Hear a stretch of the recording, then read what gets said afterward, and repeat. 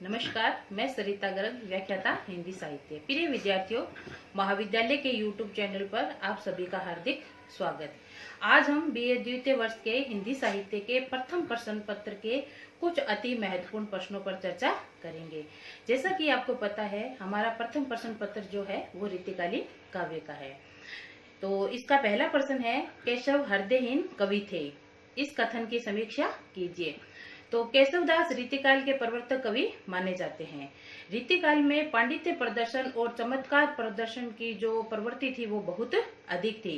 केशवदास जी शास्त्रीय लक्षणों और चमत्कार प्रदर्शन में इतने अधिक रम जाते थे कि उन्हें अर्थ ग्रहण की बाधा का जरा भी ध्यान नहीं रहता था। इनकी रचना में अत्यधिक संक्षिप्त शब्द, भारी भरकम शब्दावली और वाग विदग्धता की पुट बहुत अधिक रहती थी।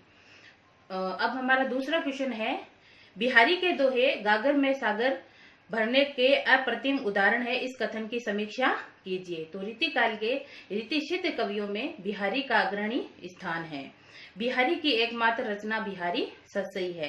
बिहारी के दोहे बहुत कम शब्दों में बहुत अधिक बड़ी बात कहने का सामर्थ्य जो है वो इनके दोहों की प्रमुख विशेषता है। और एक उदाहरण भी है सतसई का कि सतसैया के दोहरे जो नाविक के तीर देखन में छोटे लगे पर घाव करे गंभीर। इस प्रकार बिहारी ने बहुत कम शब्दों में और बहुत गहरी बात कहने का सामर्थ्य रखा है।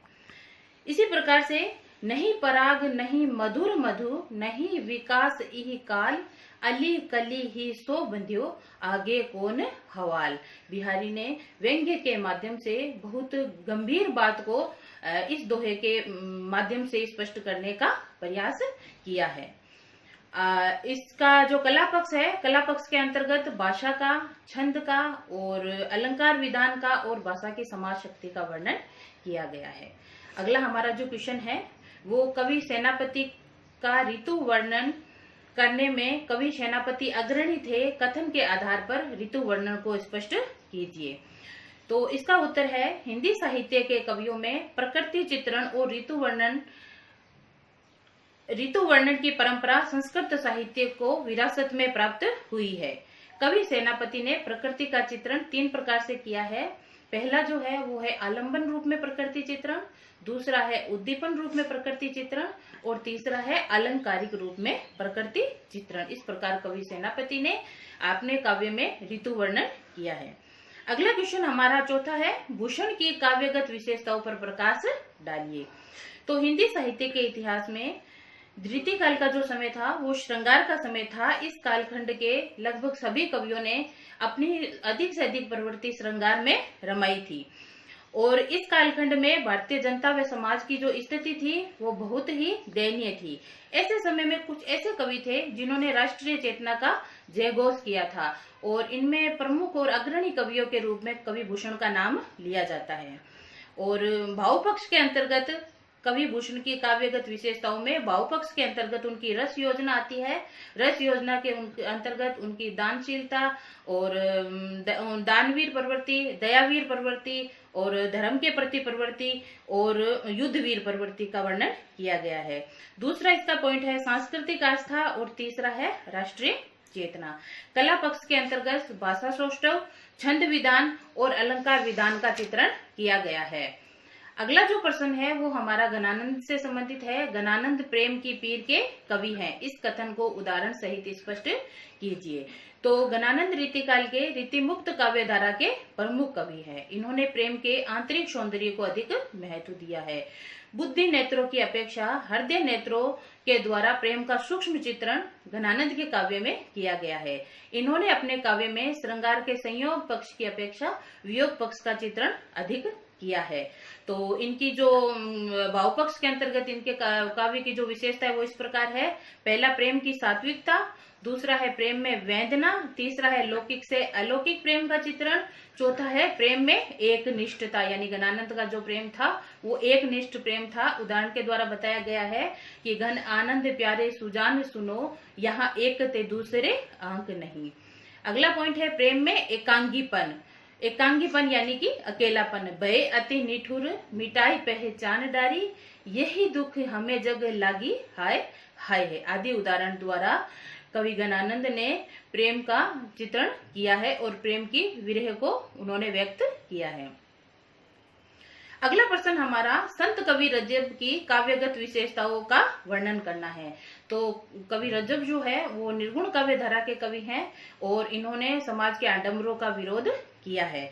तो कवि रजब की काव्यगत विशेषता इस प्रकार है, वो निराकार ब्रह्मा के उपासक हैं। दूसरा पॉइंट है, उन्होंने माया की निंदा की है। तीसरा पॉइंट, उनके मन में तृष्णा या लालसा जो है उसका उन्होंने विरोध किया है। चौथा, वह गुरु के उपासक है, गुरु की महत्ता के उपासक हैं। और पांचवा, प्रेम की उन्होंने प्रशंसा की है। आदि के द्वारा संत कवि रजब की काव्यगत विशेषताओं को बतलाया गया है। अगला प्रश्न हमारा है, रीतिकाल की प्रमुख प्रवृत्तियों का वर्णन करना है। तो देखो विद्यार्थियों, रीतिकाल का जो समय था वो 1700 से 1900 तक के मध्य का समय था और रीतिकाल को उत्तर मध्यकाल या रीतिकाल, श्रृंगार काल, अलंकृत काल आदि नामों से जाना जाता है। तो रीतिकाल की प्रमुख प्रवृत्तियां है वो है, सबसे पहली इसमें लक्षण ग्रंथों की प्रधानता। इस कालखंड में सबसे अधिक लक्षण ग्रंथ लिखे गए थे। दूसरा है कवि और आचार्य दोनों बनने की प्रवृत्ति। तीसरा पॉइंट है श्रृंगार के संयोग पक्ष की का अधिक चित्रण। चौथा पॉइंट है नायिका भेद। पांचवा नक्सिक वर्णन। छठा ऋतु वर्णन और सातवां है नारी के प्रति दृष्टिकोण। इस प्रकार रीतिकाल की प्रवृत्तियों का चित्रण किया गया है। अगला प्रश्न हमारा है, रीतिकालीन कवियों का वर्गीकरण को स्पष्ट कीजिए। यानी रीतिकाल के कवियों को कितने वर्गों में विभाजित किया गया है। तो रीतिकाल के कवियों को 3 भागों बांटा गया है। पहला है रीतिबद्ध काव्य धारा के कवि, दूसरा रीति सिद्ध काव्य धारा के कवि और तीसरा है रीति मुक्त काव्य धारा के कवि। अगला प्रश्न जो हमारा है वो काव्य प्रयोजन से लेकर है कि काव्य प्रयोजन से क्या अभिप्राय है, काव्य प्रयोजन की स्पष्ट विवेचना कीजिए। तो देखो विद्यार्थियों, प्रयोजन शब्द का तात्पर्य होता है उद्देश्य।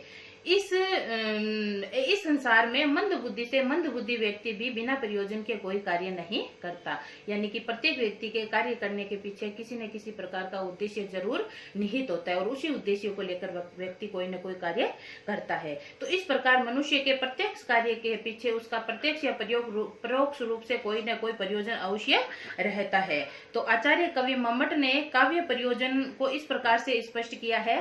तो इसमें पहला पॉइंट है यश की प्राप्ति, दूसरा अर्थ की प्राप्ति, तीसरा व्यवहार परिज्ञान, चौथा अनिष्ट की क्षति और पांचवा जो है वो है कांता सम्मित उपदेश।